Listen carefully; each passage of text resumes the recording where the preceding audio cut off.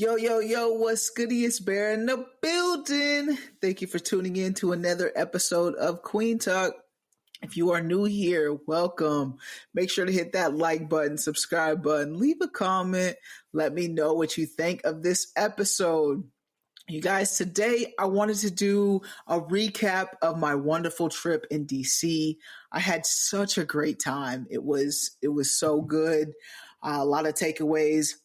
And I wanted to share more visuals of what I did, what went on, and all the experience and knowledge that I gained from this trip. So first, I didn't fly out of my hometown and I made that drive. I had to drop my dog off. So we took that road trip to drop Billy Boy off, and he took his own little vacation himself.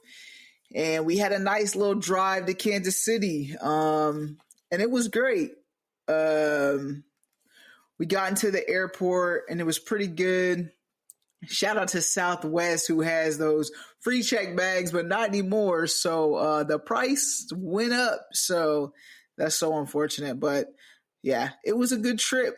As soon as I get to DC and I'm riding downtown, I can see the pride flags and just the inclusiveness and support that you would want to see when entering a city. And also, as soon as I checked into the hotel, it was the same way. You see DC Black Pride. The hotel that I stayed in actually was the host of all of the events. And so when you walk in, you see the signs on the pillars. And so it was so good to just be seen and visible out there. Even on the hotel key card, you can see just like the Black DC Pride, like they were very welcoming and just wanted to show like you are included in here. Me and my partner had a joke, and it was like, if you're staying at this hotel and you didn't know it was Black DC Pride and you're not a fan, you're here for a rude awakening, because they did a very good job of showing the representation that it needed to be shown during that week. It just felt very welcoming. It was cool to see how inclusive DC was as soon as we touched down. And that's just how the trip started and how it ended, for sure. I think we got there at like 11 a.m. I got that early check-in. Otherwise, it would have been a long day. But we checked into the hotel and we started right off the bat. Like, we put our bags in there, showered, hit the streets, because there was so much that we wanted to do. We checked out the White House, and I want you to look at this picture, because in the White House, you can just see how gloomy it is sitting right above the White House. And it just goes to show, it's a good representation of just how gloomy it really is right now. Just like it, with the politics that are going on and stuff, with the queer community. But it was a good experience to go and see and get up close to the White House and be right there up front. This is me taking a picture in front of that lawn, and as you can see, they need to do some work with the lawn. But it was a good day to go out there, because there wasn't a lot of traffic out there. There wasn't a lot of people, and we got to get up and close. So, and seeing all of that, and walked around and got to get scoped. It was pretty heavy with cops around that area, whether it was bike cops or just cops in the car and just stationed around there. It was actually during the same time that the dinner was going on that they had for Trump's coin. So it made sense as to why it was so heavy with cops, but we had no idea the why until we seen it later on the news. I'm not sure if that's how it usually is during that area, but yeah, it makes sense if the president is staying there. But yeah, it was a good experience. But then once we left the White House, we went to the Abraham Lincoln Memorial. It was so cool to be in a place that represented so much history. I know, like I said before, just the gloominess of the politics and stuff that are going on right now, but just being in a place that represented, like I said, so much history. Martin Luther King Jr. stood there, and it was just, you remember the moments of like the history that you've been taught and told about what happened in the very same spot that I'm standing in, and just and protesting, and just everyone coming together in community to fight for a greater cause. it was just powerful to be standing where a lot of great individuals stood to advocate for where we are today. Then we just sat there and we sat at the park and just took it all in, just all the history of what went on there. Once we did that, it was my partner and I's anniversary, so I wanted to take her out to a lovely dinner. So we went out to dinner, and something in DC that I have not seen before was a service fee on the ticket. And I want to say it was like a 20% service fee at this specific restaurant. And it specified and said it does not go to the waiter. It just goes to the maintenance of the building, I guess, to keep it going in the restaurant. And that was the first time I had ever seen something like that. And I was like, that was different, to give money back, damn near like an offering, or giving them a donation to the restaurant for them to stay open. Like a lot of people had that actually on the ticket of the service fee. But yeah, my Kansas self did not see that before. So yeah, food was good though. And it was a good time. The food in DC in general was pretty good. We went to the White House. We went to the Memorial, Lincoln Memorial, and then we went. We had dinner.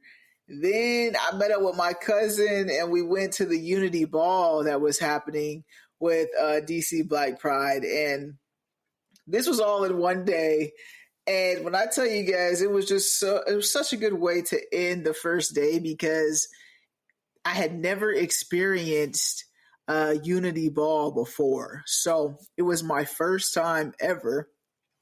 And I've watched Pose before, but it was like real life Pose. It was an amazing moment. Like I said, I was cheesing the entire time, seeing all the beautiful queer people of color in the room, celebrating their identity and just embracing and not hiding themselves or dimming their light. It was just so cool.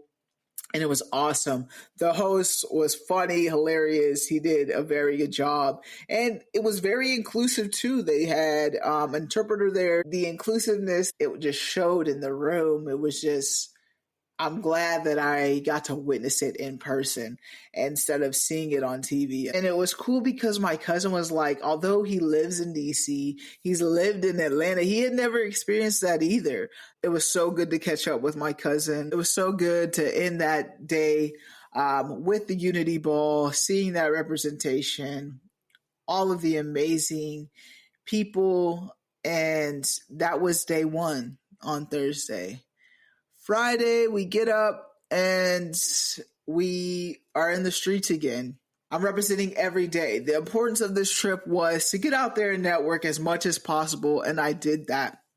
I handed out so many business cards, and at first I was shy, talk to people, but then I got more comfortable with doing so, and just it was so good. Every time I handed someone a card, they were so excited about the mission and what we're doing here at Kueen Talk, and just felt like it was needed as well. So on Friday, we get up and we go to Howard University, and my partner is a Delta, so we had to do that. We also went to a cool bookstore that had everything was Black authors, everything was about Black culture in the bookstore itself. After that, on Friday, after we went to Howard University, we went to the African American Museum, the Smithsonian National Museum of African American History and Culture, and it was a great experience.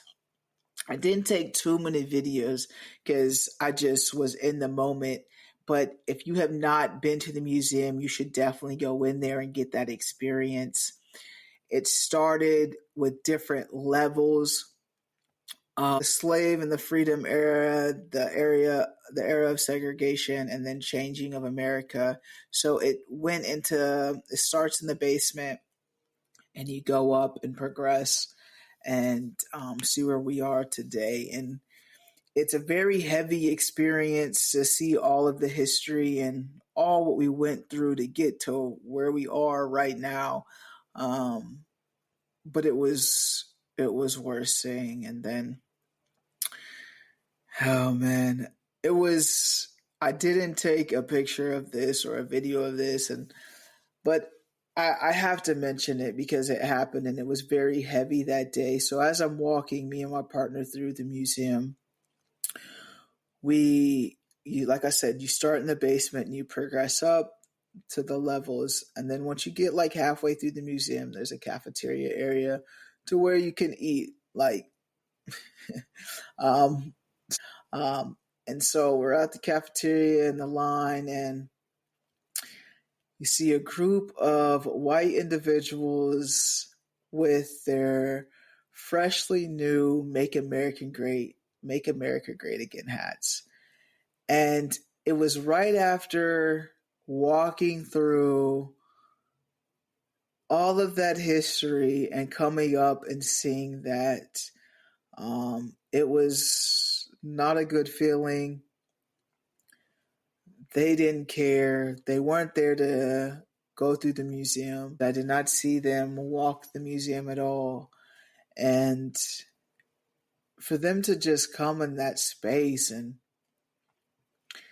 they thought they were doing like a sit-in or making a stand on something, of coming into that space and just showing that hatred, and that rage bait. Like, they wanted to get a reaction, and I couldn't, like, I'm standing there in line, and my partner, she's heated, she's talking heated, and I'm just quiet. Like, if I say something, I'm gonna cry because of I just witnessed all of this heavy stuff that the Black culture went through, and then it's just, you don't get it. Like, it was just very hurtful to see. And I'm glad there was other white people there that were angry by it and made sure they said stuff out loud. They could feel that they weren't welcome with that gear on, but it was, why? Like, why? I don't know what the purpose of that was. And it was fresh, like I said, it was fresh gear. You could tell they had literally just took them fucking hats out the box. And another thing of it, the kids were the only one wearing the merch. The parents weren't wearing it that were with them, just the kids. Like, they were very strategic of how they came in there and did what they did. So, yeah, that was heavy. But the African American Museum, hopefully that's not your experience when you go in there. Otherwise, like, there's a lot of culture, a lot of history in there that you should definitely check out and be a witness of it. Of course, I had to get just like pictures of Bayard Rustin, because if you did not know, he was the right-hand man to Martin Luther King Jr. and involved in the peace movement. And so after the African American Museum, me and my partner, we cried and just were supportive for one another after we left there.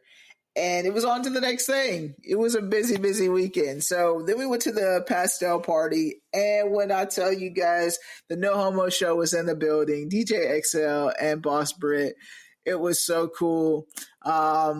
It was a good time because it was the first time that I had ever been in a room that was full of queer women of color. Like, only queer women of color. I think there was one, maybe two gay men in the building, but most of the spots that I go to is full of queer men, but not women. So it was a party. It was a vibe. Multiple people, like, getting that representation, being in a space where these, like, they know so many of your intersectionalities, like, they get it. And so it was cool. Like they get what you go through on a daily basis. These people that you surround yourself with.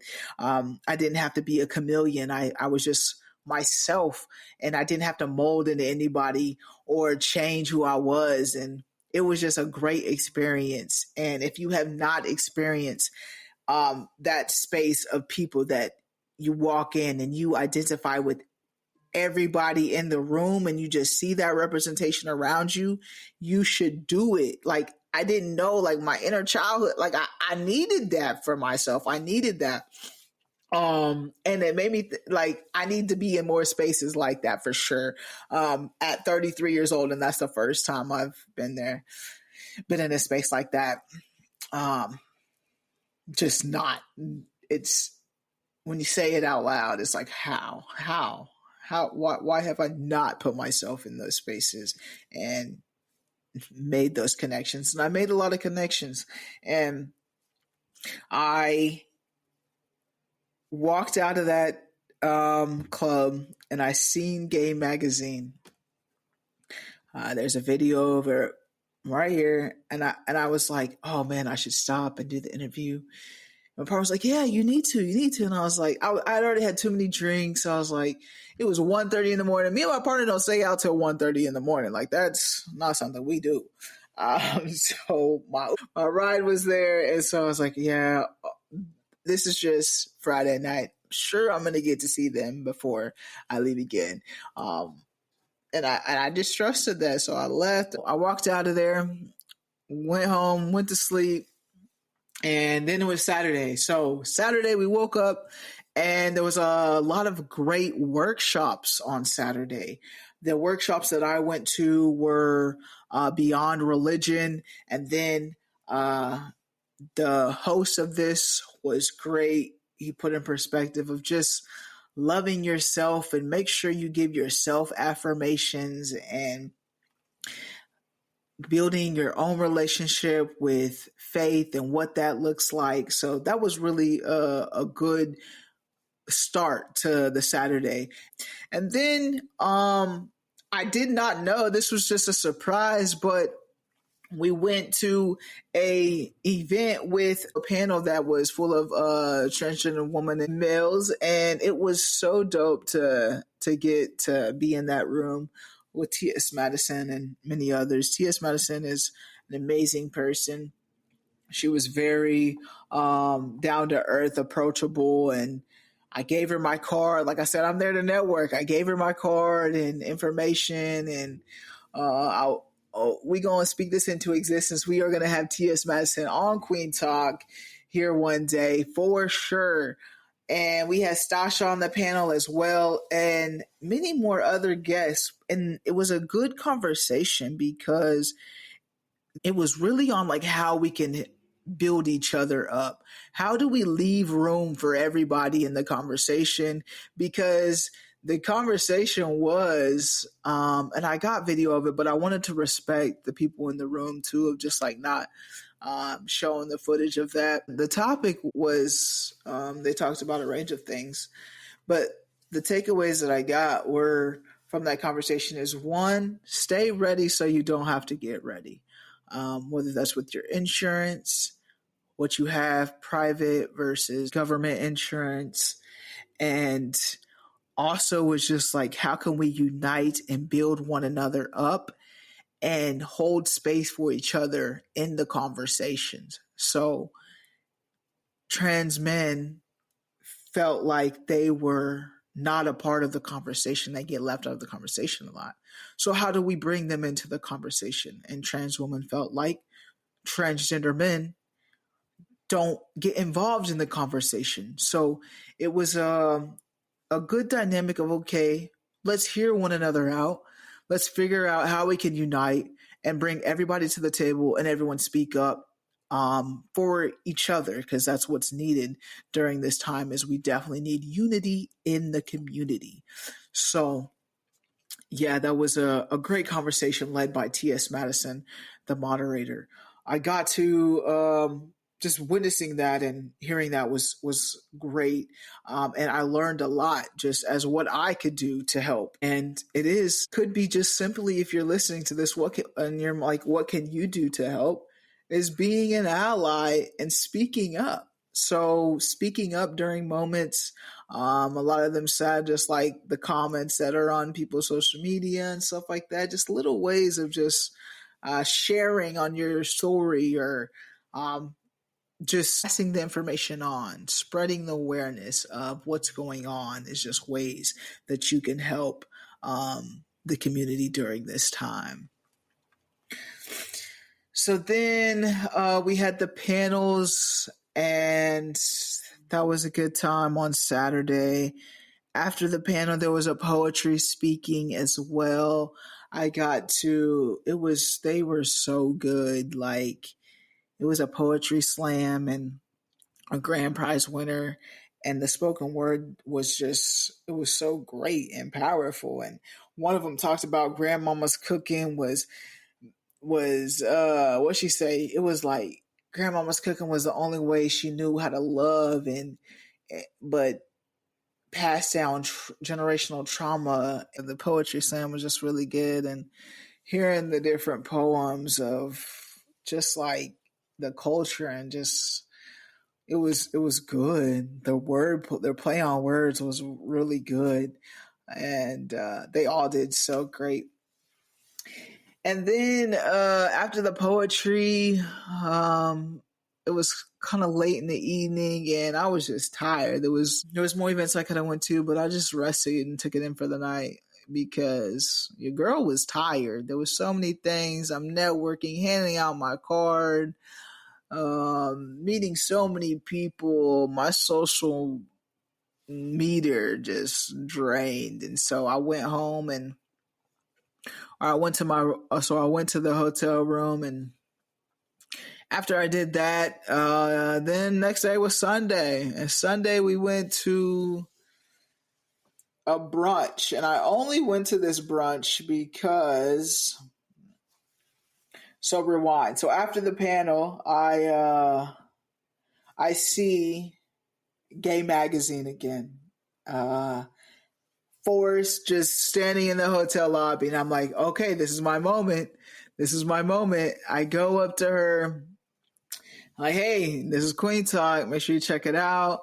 Yada yada yada. And then she was like, are you going to the brunch tomorrow? And I wasn't gonna go to the brunch because I was just gonna explore other events, but I was like, when she asked you to go to the brunch, you should go to the brunch. So I went to the brunch, gave her my information, and then yada, yada, yada, boom. That's how that went. So I finally reconnected, and I'm glad that I approached Forrest. She was also someone who was very approachable, down to earth, and loved what Kueen Talk's doing for the culture. We were approved by Gay Magazine for sure. So that was really cool. And so it was Sunday. So ready for my brunch. Went to the brunch. Here we are. Last day in D.C. And the brunch was a dope. It was mimosas, endless mimosas. Can't go wrong with that. And we had a Beyonce lookalike. I had a lot of people swiping up on my story and be like, oh my gosh, is that Beyonce? Is that Beyonce? It was not Beyonce, but it was a Beyonce lookalike, and she did her damn thing. And then seeing Stasha perform. There's some footage of the drag show. It was awesome. A great time. They had the host was hilarious. The host did a great job. She made people laugh, and it was good. She made people give her 20s and not ones. A lot of representation. I'm glad I went to the brunch. So you guys remember I said, like, Friday night, I seen Gay Magazine come in at the very end of that time I was at the club, but I didn't approach him. But I'm at the brunch, and me and my partner have open seats at our table, and they come in there for us with their crew, comes in there. I was like, hey, can we sit with you guys? of course you can sit with us, Forrest. And so they were like, all right, we're going to do your interview today. Y'all, I had the bubble guts as soon as she said that I got the bubble guts, because I love doing this. I love the mission that I'm on, but I still get nervous at times, like being on the spot. Usually I'm on the other side of things, asking the questions. So this time she's like, I want to ask you the questions. So that was cool. Like being in that moment, shooting my shot and networking, being out there. I did my interview with Gay Magazine. Here it is right here. And maybe you'll see it on their page. Who knows? If they edit it good enough, I'll be on there. But that was just an awesome moment. I just thank Forrest with Gay Magazine of giving me that opportunity and just being so welcoming. So after the drag show, I was leaving the drag show and this older woman comes up to me. She's like, what are you guys doing after this? And I was like, I don't know. Getting ready to pack my bags. I got to go home and I'm sad about it. And she was like, you should come to the garden. It was a spot called the Garden. I was like, okay, what's there? And she's like, oh, just ask my partner. I was like, okay, this woman is 60 plus. And so I go over to her partner and I'm like, hey, what are you guys about to do? And she was like, oh, we're going to go. And she told me the Garden. And she was like, just RSVP right here. So I did. And I go there. Y'all, this spot they took it back. Like all the music was old school music. The demographic was 50 plus, all queer women of color. And I was just like, what? Like, it was dope. Like, I was like, all of you have just like where you are today, what you couldn't do. Like, it was just so cool to be in that moment and see these women just living their lives freely, not caring about a care in the world and just loving one another when just like there was a time that they couldn't do that. And so it was just so cool to see. And I was connecting with the woman when I got there, the one that invited me to the spot, and I was giving her my card, and she was like, okay. And she asked her partner, she was like, hey baby, do you have the pen and paper? She pulled a notebook out of her bag, wrote down her name, her address, and her number, and was like, okay, here you go. If you want to send us a Christmas card, go ahead and do so. I was just like, the generation that they're in, it was like they had a cell phone. You could have gave me your number and your phone. We could have just text exchange right there. But the fact that she pulled out the notepad and gave me it on a piece of paper, I was just cheesing. Like, I was just so happy to be in that moment and witness that all of these women of color in this space, old school music, got my partner with me. She's like, what did we just enter right now? And it was so dope. It was such a good vibe. I didn't want to even bring my phone out. Nobody had a phone out. They were just enjoying the moment. And yeah, it was cool. It was cool. She was like, I'm going to have to get my granddaughter to come over and figure out how to work the podcast because she wanted to be on the podcast. I'm like, please do. So hopefully you guys see them on the podcast here in the future. And when they come, I'll make sure to let you know which guest it is. After we left that place, as soon as we were leaving, it got popping. We got there right when it started, and we had to leave and go to dinner again with my cousin and his partner and get ready to catch our flight that was at 3:30 that morning, which was unfortunate. But we went dinner with my cousin one last time and enjoyed food. The takeaways from this trip was what I'm doing with Kueen Talk was validated. Like, every time I told someone, handed out a card, they were just excited about what this podcast is doing and what it does and how it shows the representation.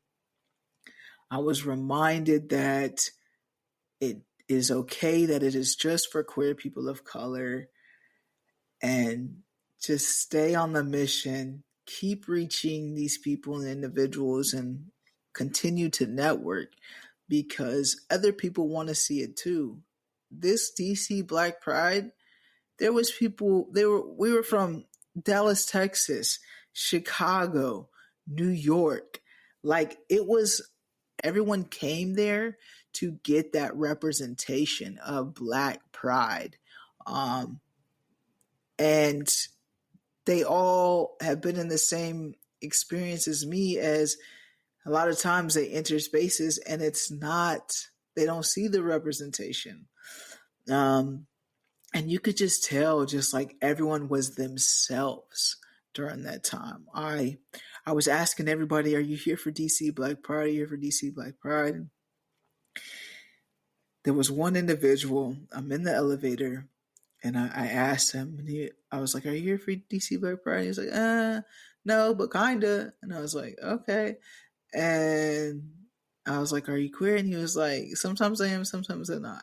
So I just left it at that, and I just like went to my room, and I had to go back out to get my partner something, and I see the guy just roaming around like in the hall, like where we stopped talking. And he was like, hey, can I get a card for your podcast? And I was like, of course. So I give him a card, and he was like, I would love if I could come out and be myself. And he was like, if I came out to my parents, my dad always said that he would shoot me in the head. And I just paused and I said, I'm so sorry that your parents are not supportive of your identity and who you are. And he said, don't be sorry. I'm just glad to experience a space like this. And I was like, it is good. Like there is a community here. There is a lot of, I do this because I want to reach not only people like his parents to show like there's nothing wrong with your child. He is who he is. He's not going to change like his character because of who he loves. And I do this for people like him who want to see that representation back when he's not in DC with everyone that's there and getting that love and community, to show there are people like us out here. There are other stories out there, and maybe he can find community within his hometown or wherever he is to get that. But that was just so heavy for me to hear that his parents actually said that to him. And who would even come out if your parents said that, right? Like, why would you feel even comfortable to do so?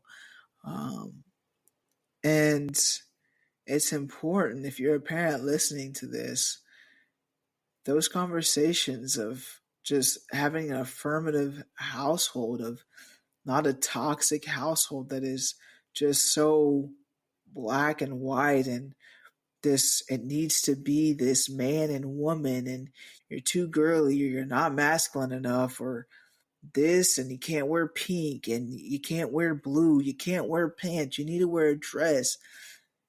You are literally damaging your child and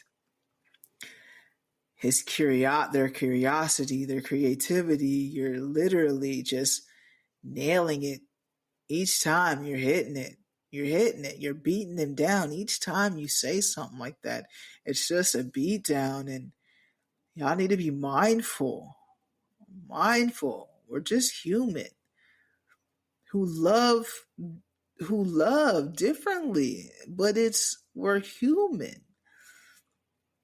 And the representation that was shown, I'm glad he was there and experienced that for himself, and seeing that community and what community can do for someone who is not okay with being out right now. And if you're listening to this and you're not okay with being out right now, that's okay. I know that it's hard sometimes. It's hard because of the people around you. But I encourage you to find a space a community that you can just be yourself, live freely, even if it's just for a little bit. Um, Even if it's just for a little bit, and you gotta go home and uh, it was a good experience, and I I will be back, DC Black Pride. I will be back.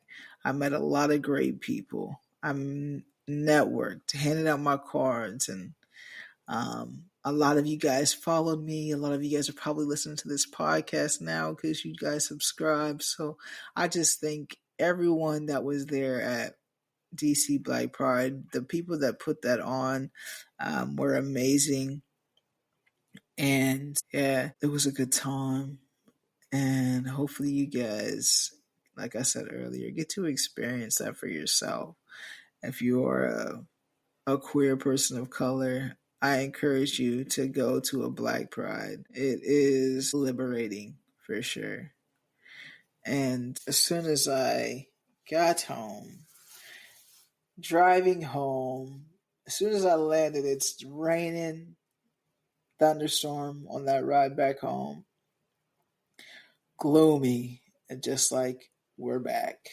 Um, and I passed out. Me and my Bentley boy, we passed out. He was happy to see me again, and it was good to be home, but I already miss it. I already miss it. I go into places and it's the complete opposite of what it was back when I was in DC. And I'm quickly reminded again as to why I started Kueen Talk in the first place. So, thank you guys for tuning in, listening to my recap of Washington, D.C. If you've been to Washington, D.C., what was your favorite thing? What did you experience? If you've been to a Black DC Pride, what was your takeaways on that experience for you?